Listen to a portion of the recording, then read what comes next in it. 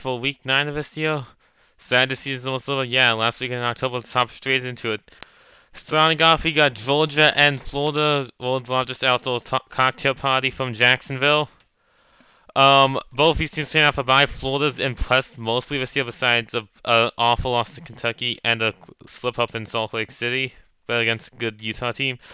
Georgia, meanwhile, has kind of underwhelmed for being number one, especially compared to the past couple of years, and might even do so more this weekend, as Brock Bowers is out at least a month, from what I heard, dating back a couple weeks when he got injured against Stanford, which you just hate to see. Bowers, one of the best players in the sport, for Gaza, top 5 pick next year, more than likely. And we haven't seen this Georgia offense without Bowers in the national title one, so it'll be very interesting. They don't have Donnell Washington to lean back on, but it'll be interesting to see how Georgia responds. I definitely think Florida will be able to keep this game close. Graham Mertz has developed well, this year seems like he stepped up. Billy Napier seems like he has something going, and barring a collapse, seems like year two will be an improvement for the Gators. But I just can't. He's like Georgia's faltered this year, but you still have to give the Dogs the respect they've earned. They still have Kobe Snow, who's the better head coach. Beck and Mertz, I think, are pretty even at QB. Florida does have the better running game of ETN, I think. But I think Georgia is going to continue to barely scrape by again as Georgia survives the close one against the Gators. I do think Georgia's defense. I think like Georgia's defense will be able to make multiple mistakes here, but I think even like talking about Bowers being out, this isn't the same old Georgia team. Last time people were talking about that, they went out there and smacked Kentucky. They're not going to smack Florida, but they're going to squeak one out. Give me Georgia to win. Next, Ohio State and Wisconsin. But Maserati Marv, yeah, made me sad last week when he tore up Penn State. But give credit to the Buckeyes defense. They proved in the all line. They proved that they were good last week against everyone else. Penn State. Penn State failed to prove itself. Good one for the Buckeyes. Wisconsin, disappointed year. I have high expectations for them under Luke Fickell. I wasn't like saying playoff or anything, but I thought they'd definitely be better than Iowa and them in the Big Ten West and actually put up points.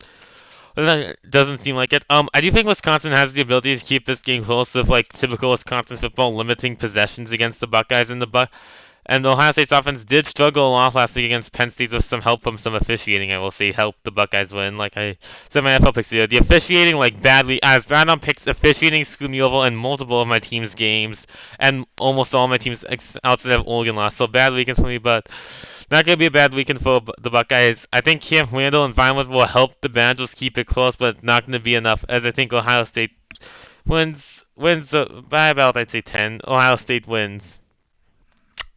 Up next, FSU and Lake Forest. FSU got very lucky, I think, that Riley Reynolds got injured, because I still think FSU would have won, but that definitely helped them out.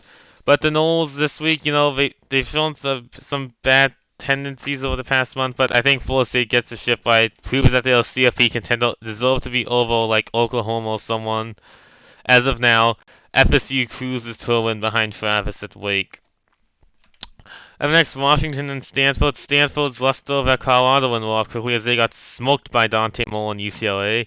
And unfortunately for the Cardinals, I think it's all the same as Washington, though, did have to survive a scale again. It seems like ASU, no matter who the coach is, has Kalen DeBoer's number. Luckily, Washington doesn't have to play him again for, like, ever, if they don't want to. But I think, Penix and them, Washington I think Washington should, like, take a step back. We said I'm going to come to Washington that's dominated teams this year. I think we see the Huskies bounce back quite easily as they win big against Stanford. Oklahoma and Kansas. About an hour ago, it was announced Jalen Daniels will be out again if the Jayhawks. That to me eliminates any chance of an upset. Like, Bean isn't bad for the Jayhawks, but against Oklahoma, who survived the scale against UCF, I don't think you can win for backup QB.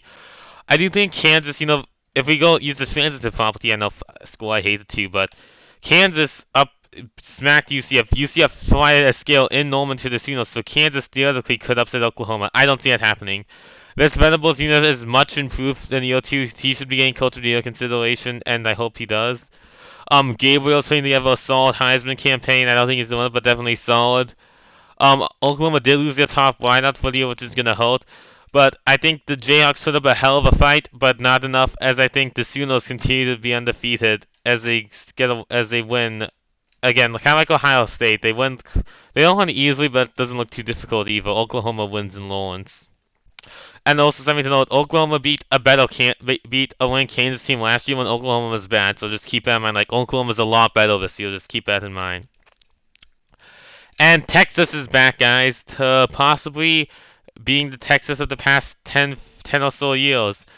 As Quinn Ewers out week to week, so that means the back of Malik Murphy, I believe his name is. I apologize. Oh, the true freshman, Archie, is it Archie? Something Manning. I apologize. Manning has to come. Arch Manning, that's it. Arch Manning will have to come in for the Longhorns. And BYU seem to be the best of the news, if that makes sense.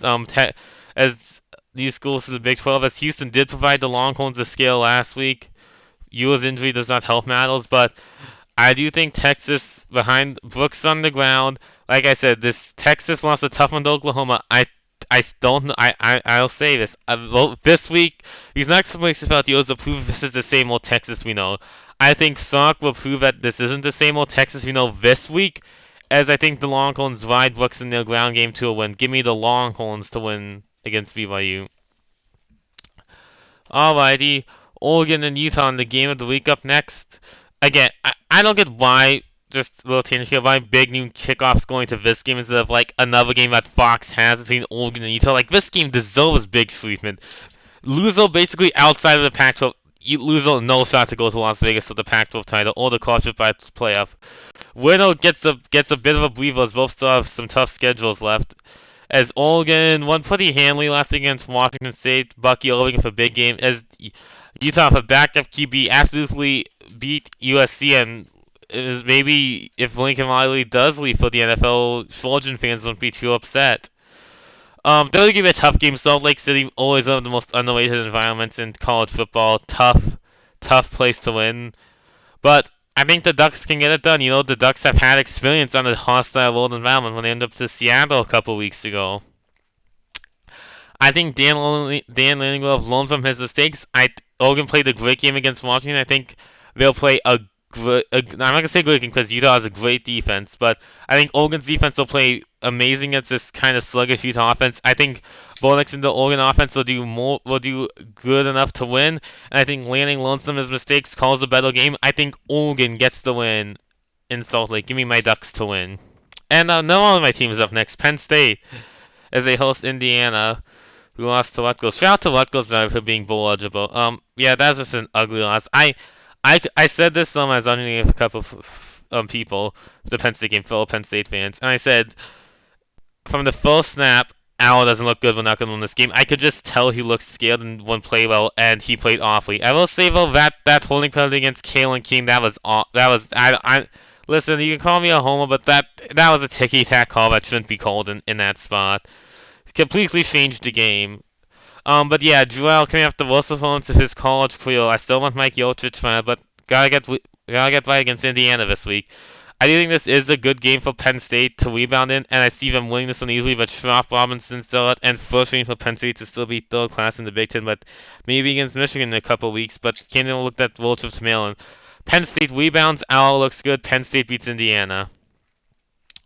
Oregon State and Arizona could be a tough game for the Beavs. Jed Fish, Arizona blew out Wazoo a couple weeks ago. Definitely much improved, building something there. But I do think Oregon State is determined to carry the banner of the Pac-2 onto the future. I think Arizona will put up a good fight, but I don't think it'll be enough to slow down the Beavs, as I think the Beavs are determined to beat those two, Washington and Oregon next month, especially the Ducks. But not gonna be easy against Arizona. Oregon State wins. Alright, Ole Miss escaped Jordan Hare last week. I wouldn't say escaped, but they squeaked out the win against Auburn in a close game. Jordan Hare last week in that game. No need for stress this week. It's Vanderbilt. Definitely let's just say Ole Miss and the Lane should choose easily to win. Give me Ole Miss. Alrighty, Pitt and Notre Dame up next. Iowa had a bye last week, if I remember correctly. I apologize if I don't. But, I try and watch all the games Notre Dame definitely had a bye last week. Doesn't matter. Buy or not. Irish look great against. Sorry about the clicking my way. Just like I like clicking my thing, my mouse. Doesn't matter. Irish Pitt isn't as good as Skill. They upset Louisville. That's about all they have going for them. As I see, the Irish cruise to an easy one. Give me Notre Dame. UNC and Georgia Tech. Man, UNC. How do you lose to a 1-5 team like UVA? Like give credit to UVA, first win ever over an AP top 10 team. So credit there. But man, how do you do that? Especially if Tez Walker and Drake May, like Drake May's receivers didn't help him, they had like 5 drops or something, but hey, you gotta win. That loss is definitely gonna be a demoralizing, so I think we do see a bit of a sluggish UNC this week against Georgia Tech, but Georgia Tech's a bad team, so I think UNC will look bad this week again, but I think they will get back in the win column. Give me the Tar Heels to win. Alrighty, Duke and Louisville up next. Couple of ranked teams who will need a win, who desperately need a win this week if they want any shot to head to Charlotte for the ACC championship. Last time we saw Louisville, they got embarrassed by a terrible Pitt team. Last time we saw Duke, Ryan Reynolds like put me in, coach. I'm ready to play today. As they lost to FSU. Duke's defense I think is gonna be a difference in this game. I think they're gonna force Plummer into some mistakes for Louisville. I think Louisville was kind of a phantom 6-0, not next year's TCU. So I see the Blue Devils behind their defense getting the win. Give me Duke to win. Alright, rivalry game, Air Force and Colorado State. Colorado State kept the rivalry game close this year against Colorado. Don't see it this way. I think Air Force Academy is to fly high. Give me the Falcons to win quite easily. Alrighty, Tennessee and Kentucky up next. No, Vols blew out the Wildcats last week, not last week, excuse me, last year in Knoxville. As SEC's going to look to rebound from a loss as they blew a 20-7 halftime lead against Alabama, who Kentucky has to play some in the next 2 weeks from now. I think this will be a tough game. Bad ball between these two teams. I just don't trust Kentucky, man. Missouri embarrassed them, it felt like, at home. I think Tennessee will do more of the same. Tennessee's just going to run it down their throats, give Kentucky a taste of its own medicine. I think Wade Davis can keep it close for the Cats, but I think the Vols get the win. Give me Tennessee. Tulane and Rice. Tulane, I see him ranked again with Michael Pratt. I think the Green Recruit's an easy one. I mean, it's Rice. They're typically not good at football. I don't think this year's any different. Give me Tulane to win. Alrighty, Coach Prime and the Buffs play Chip Kelly and the Bruins. Colorado last time out collapsed, lost one to Stanford at home as much as the worst part. Bruins blew out Stanford. I don't think Coach Prime is gonna have this team motivated to come out. I think it's gonna be a close, hard-fought game in the Rose Bowl. But I think the Bruins are for real. That defense is for real. They're gonna get pressure on Shedeur Sanders. Dante Moore, I think, will be able to make enough plays on offense, and I think the Buffs might have been, kind of a phantom. They played some bad teams. It's gonna be tough for them to get bowl eligible, as they see the Bruins squeaking, getting away with a close one against the Buffs. Give me UCLA. Alright, the USC up next, and I quickly want to touch on something before we get into them. This can't be worse for USC fan. You can't play defense, and you lost to Utah. You got embarrassed. The media didn't speak in LA, which is unheard of. And you're ranked behind your 2 biggest rivals in UCLA and Notre Dame. This can't get worse for USC, unless they lose to Cal, which I don't see happening, but Caleb Williams, I honestly wouldn't be surprised if he sat out the rest of this year. He seems like the guy to do that, but he shouldn't, because he's far from the #1 pick. He's looked bad these past few weeks, but I think against the bad Cal, I do think Cal could keep this close, I will say. I think Jaden Ott will be able to run over that Trojan defense, but I don't think it's going to be enough, as I think Williams will finally bounce back and look like the vintage Caleb Williams this week against the bad Cal team, as I think USC still looks shaky, but they at least get the one back in the win column. Give me the Trojans to win. Alright, next. How about James Madison being ranked both years there on FBS team? Shout out to them, yet the NCAA won't let them win the Sun Belt, play for the Sun Belt title, or make a bowl game, which is just some fucking BS, I have to say. Former Sun Belt, could be a tough team, but I think James Madison's gonna win quite easily. Rivalry game in Virginia. No fucking, I don't know what James Madison is. I know it's in like the western part of the state off I-81, but James Madison I think gets the win this week. Alright, so to recap, I'm picking Georgia, Ohio State, Florida State, Washington, Oklahoma, Texas, Oregon, Penn State can be tricky, I will say quickly, with all these top 10 teams on the world. Can be some tricky games that just to reset.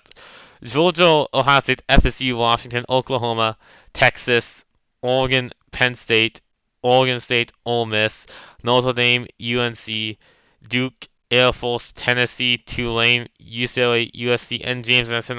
Vinny Copion, I'll catch you guys later, guys.